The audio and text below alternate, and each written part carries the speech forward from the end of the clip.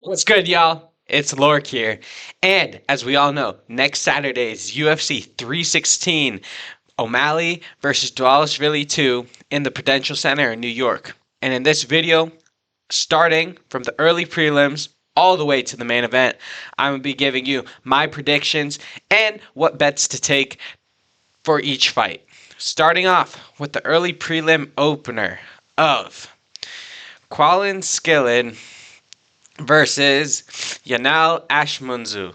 I know I butchered both of them. In this fight, the odds it's like plus I think what's minus 440 for Skilled, right? And I'm gonna be honest with you, I don't think the odds should be that big, that dramatic of a difference. That being said, I am still taking the dude from Australia. No, he knocked out Untitled Chapter, which we'll get on to the next fight on the reason on the prediction. But he knocked out Chapter in 15 seconds. He had a moment, has somewhat of hype, got some name popularity because of it. And Yanal isn't that bad, but yeah, the odds shouldn't be this big. If you are going to take an underdog here, plus 340, I like the odds. I think he should be like plus 200. But yeah, anyway, next fight. Jekka Sakura versus Joe Sangyo. This one's like the easiest fight to predict on this entire card. You are taking Joe Sangyo. I know he's a favorite. I think he's minus 400 or something like that. You take him. He had some regional fights that weren't that bad. I'm going to be honest with you. The guys were decent. And Jekka Saragih, or whatever the fuck his name is, he got knocked out by Angel Jubilee. I want to let you that sink in right now. All right. I think he's 1-2 or 1-3 in the UFC, and he fought on road to the UFC. He got knocked out by Angel Jubilee. You know, he he did not redeem the card. You know, Jubilee wouldn't let him redeem the card. So you know what I'm saying. All right, next fight: Irene De Silva versus Wang Cong. If you know what the clear prediction here is, you gotta take Wang Cong. Yes, she did get fraud checked in that one fight. It wasn't really. She got caught and then she ended up getting submitted. You know what I'm saying? That being said, Wang Cong she's probably the best women's MMA striker. Maybe Natalia Silva in that weight class in flyweight. You just got to take Wang Kong here. You know, she has somewhat of hype. It's died down a little bit. Yes, she does that weird Joker face paint shit that's like cringy as hell and dumb as hell, and no one's fucking intimidated by it. That being said, she's going to be Ariana De Silva if we're being fucking for real. Next fight: Chaos Williams versus Urs Medic. I think Medic pulled out. I think it's someone else now. But I'm going to take Chaos Williams anyway. He's going to have the height. He's going to have the reach on the dude. The dude's taking it up on short notice as well.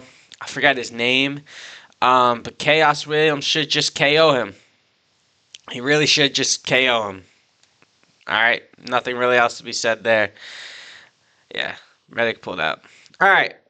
Sergey Spivac versus Waldo Cortez Acosta. This is a very close fight.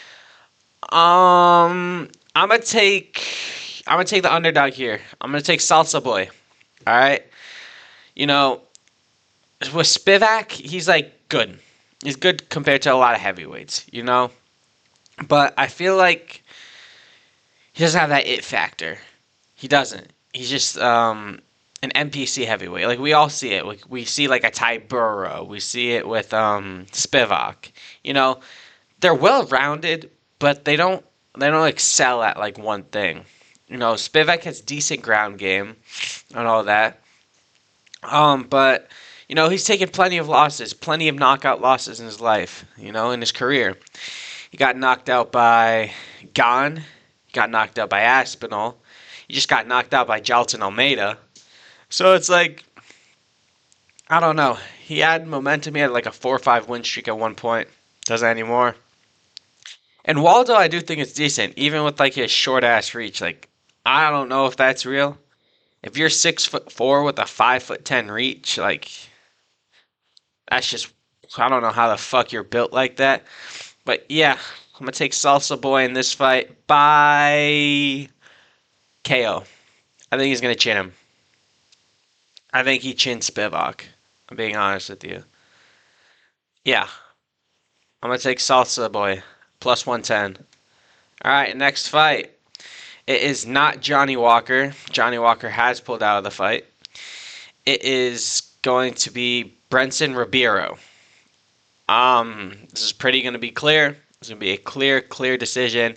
You're going to take Asmat Murzakanov to KO Brenson Rebiro round one. Don't overthink it. I don't know why Rebiro is getting a ranked opponent. I understand it's on short notice, so it makes sense.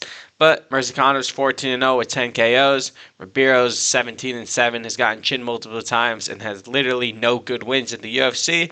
I see it just being they're in an exchange. Murzakanov just chins him. Being fucking for real. All right. That was a quick breakdown on that one. Next one. Joshua Van versus Bruno Silva. Our boy Josh Van, the prelim warrior. The prelim flyweight that you always have to tune into because he's going to put on a banger fight, is taking on Bruno Silva. I'm pretty sure, yep, he's a very big, sizable favorite here. And Joshua Van just gets better every single fight. He stays active. He just gets better. You know, you can't really take him down anymore these days. In his last fight versus that Japanese dude, like with that high level grappling, couldn't get him down once, and it was just a Josh Van show. Bruno Silva was on a win streak. I know he had that comeback win versus Cody Durden, and then he ended up getting the shot versus Manel Kape, and he just got fucking pieced up versus Manel Kape. If we're being for real, Kape fucking schooled him. Now, Kape can school a lot of people if you choose to fight correctly and not like a bitch. But, like, Kape fucking schooled Bruno Silva. It, like, literally was so lopsided that you just figured out, wow, Bruno Silva's not built for this. And he's older. I think he's 35, 36 now. Like, I don't like that. I don't like that at all.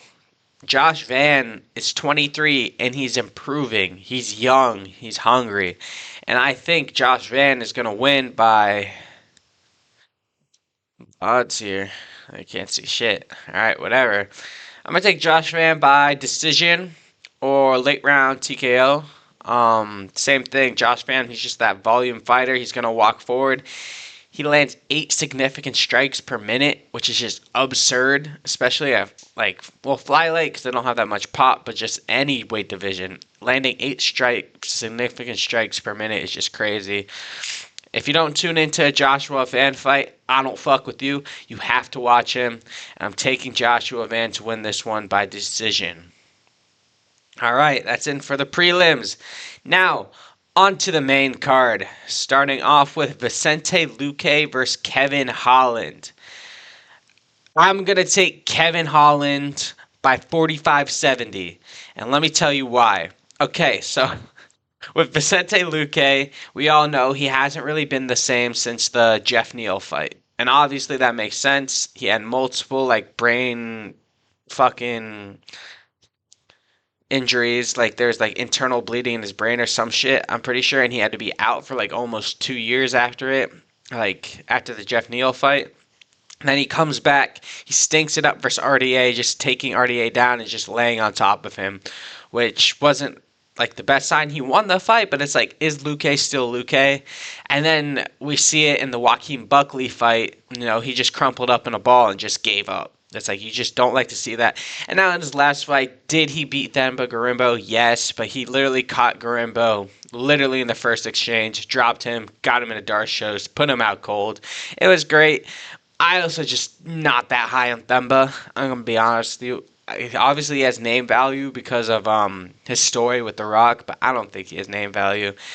And with Kevin Holland, obviously, you don't know if he's going to win or not because, you don't know if he's trying or not. You know what I'm saying? But, he fought here in Newark a year ago versus Mikhail Olazashek, and he ended up winning by armbar.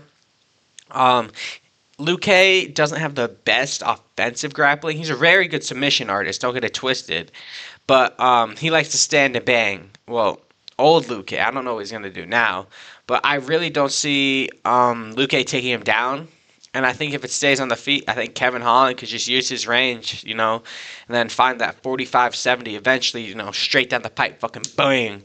I don't know if he KOs him. I think he can. I think it depends what Luque we get. If Luque's still, like, kind of hesitant, still kind of chinny, and, like, not really wanting to get into those brawls, like, this could be a banger fight for all I know. But it could also be a stink fest where one of the other people give up. So, I'm going to take Kevin Holland here. I'm going to take the favorite. I like his height. I like his reach in this fight. I like his length at 170. I think Kevin Holland's a true 170er. He should never be going back up to 185. It still makes no sense to me. And if Kevin Holland, this is his third fight of the year. It's just ridiculous. Just ridiculous. And he's going to fight another 2-3 times after that. So yeah, I'm taking Kevin Holland by round 2 KO. Round 2 KO. Next fight. Mario Bautista versus Patchy Mix. So if you don't know who Patchy Mix is, he's the Bellator, or was the former Bellator champion. And he has great wins on his resume. He's beaten great people. Rafion Stotts, Hiriguchi, or whatever his name is. He has great wins. And Mario Bautista has a bounty put up on his head right now. All right? No one fucks with Bautista. Everyone wants to see him get flatline KO'd. We're being honest with you. Now, is Patchy Mix a KO artist? Fuck no. If Patchy Mix wins this fight, it's going to be by submission. But with that being said, even though everyone hates him, and I want to see him lose as well, I'm taking Mario Bautista at, I think he's plus 180 underdog right now. And let me tell you why. So we've seen it plenty times again. People coming from other organizations into the UFC. And what ends up happening? They look like shit. Look at Pitbull versus Yair Rodriguez. Yes, Pitbull's washed. Yes, Pitbull's old. But he got 30-27 by Yair. And I'm going to be honest with you, I think Yair is not that good. Yair, great striker. Don't get it twisted. But if you could get him down, you could hold him down like nothing because he's frail as shit. I'm going to be honest with you. If Brian Ortega could get hurt, sprain his ankle during his intro, get pieced up in the first round, almost finished, and then take you down and submit you in the next, and like just batter you in the next 2 rounds, then you're frail, you're weak, and Yair shouldn't be getting a title shot. I don't think they're going to be doing it anymore because of the UFC Noche getting moved to San Antonio now and not being a pay-per-view. But that being said, we've seen it time and time again where these guys come from other organizations into the UFC, and they just don't look like they're on the UFC level. And even though I hate Mario Bautista, and what he did to Jose Aldo he should be punished for, he still beat Jose Aldo. And, like, whether the way he did it or not we liked, I thought Aldo won that fight. Being honest with you, if we go off damage, I thought Aldo won. He still beat Jose Aldo. And Mario Bautista, he's been in the UFC for a while now. He has wins over Blackshear. He has wins over Ricky Simone. These are great wins for UFC bantamweight. And with that being said, he was in training camp for Cheeto. He was in training camp for Cheeto. Has been known for this fight. Patchy Mix is taking on 3 weeks' notice. You're taking a short notice fight, making your UFC debut live on a pay-per-view in Newark, New Jersey. It's just like on the main card too. I don't know. I'm going to take Bautista in this one. He says he's going to go for the kill, but we know Bautista, he's going to fucking... Ah! Ah! Why am I doing this, bro? Ah! Fucking hell. Get me off this fight. Yeah, I'm taking Bautista as an underdog. Alright, next fight. Joe Pyfer versus Kelvin Gastelum. This is Lork's lock of the card. I'm taking Joe Pyfer by finish. Now you're thinking, how is he going to finish Kelvin Gastelum? You know, Kelvin, you know, he's a gritter. He's got that Mexican spirit, that Mexican chain. He'll walk forward and take all the shots you got to give him. Well, Pyfer is ginger. And Pyfer is angry. And let me tell you why. So this fight was booked in Mexico in March this year on the Moreno Urseg card. And something very, very unfortunate happened. Joe Pyfer got sick. Now, let me tell you something, you guys. Gastelum is Mexican American. All right, he has that Mexican background. He's from America though. All right, so he was fighting in his hometown, or not hometown, but like his place. You know, he's going to be the fan favorite there, right? Joe Pyfer, the day before, went out and got some real Mexican food. You know Joe Pyfer. You know, he's ginger. He's white as hell. He's not eating Mexican food like that. But it's all they had to offer. So he went to Taco Bell and got their 5-layer bean beef burrito. All right? He got that. You know, he got some chalupa taco. He got some chalupas, chicken chalupas. He got a crunch wrap. You know, he's trying to put back on weight, you know? And then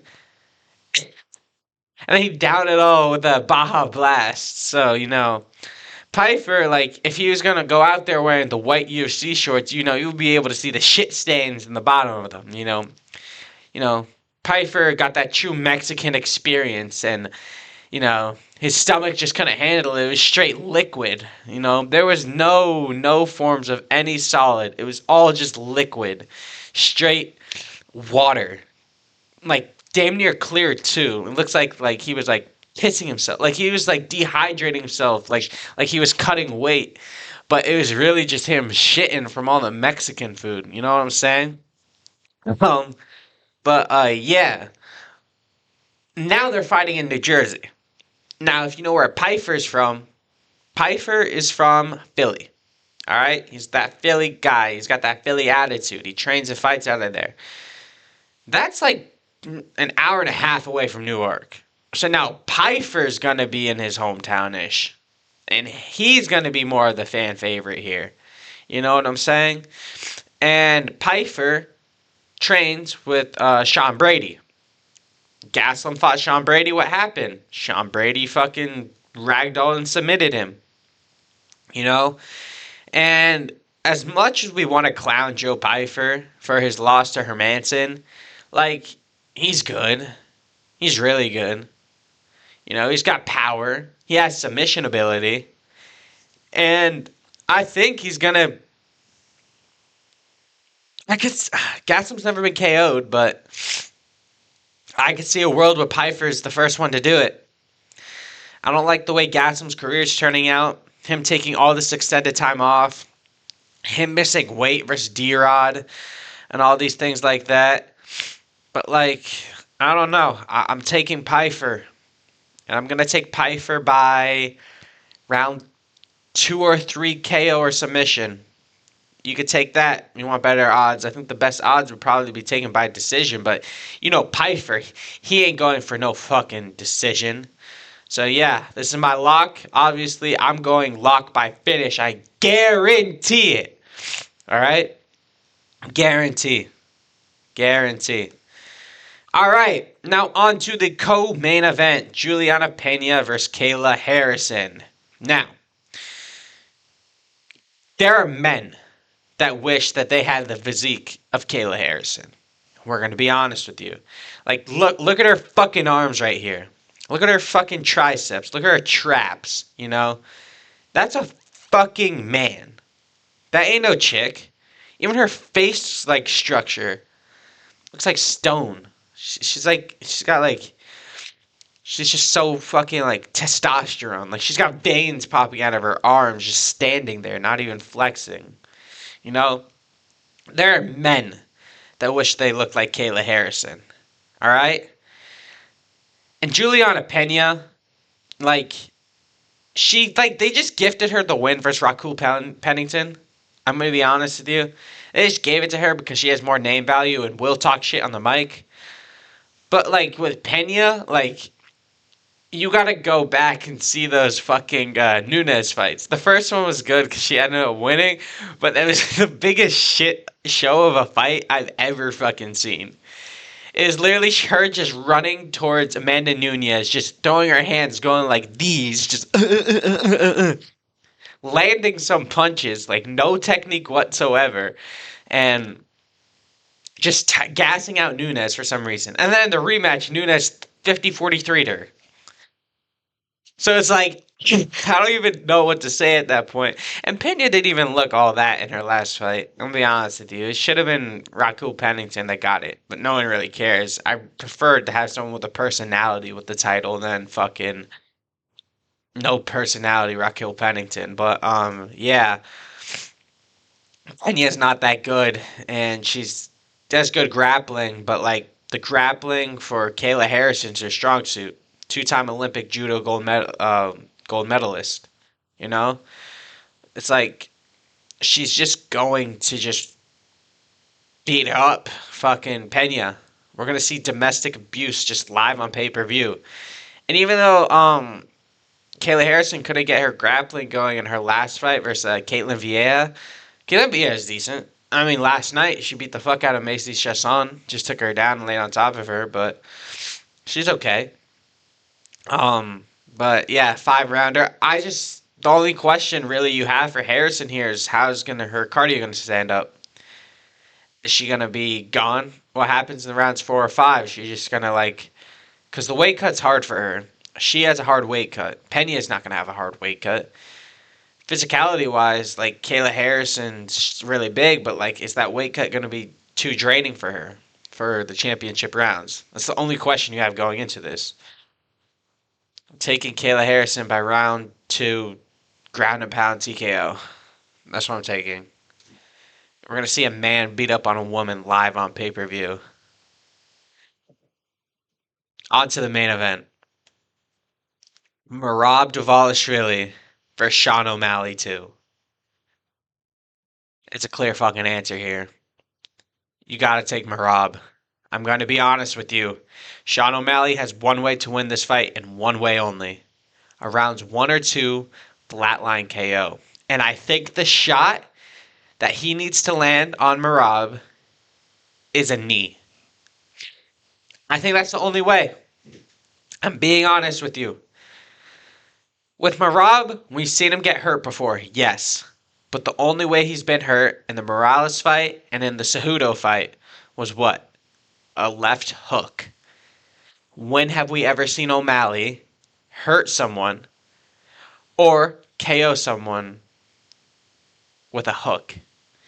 I swear to God, all of O'Malley's KOs that I've seen have been straight shots. Aljo, fade back, right hand. Versus Jan, when he hurt him, straight right hand. Versus like the Weidman KO, 1-2 down the pipe. O'Malley's a shot selector, but it's more straight punches, not loopy hooks. And Merab's really good at keeping distance. Yes, he keeps distance and just shadow boxes, but like he's really good at keeping distance. And that last fight versus Umar really showed me that like you have to kill Merab. You have to flatline KO him, or else he's just gonna beat you and make you gas out and drain you and drag you into deep waters. You're not gonna win a decision versus Merab. No shot in hell you're winning a 5-round decision versus Merab. But here's where my prediction gets risky.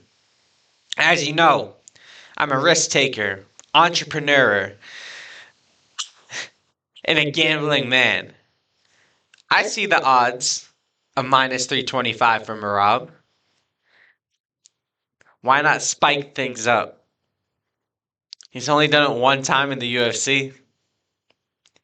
Give me Merab Dvalishvili by rounds 4 or 5, ground and pound TKO.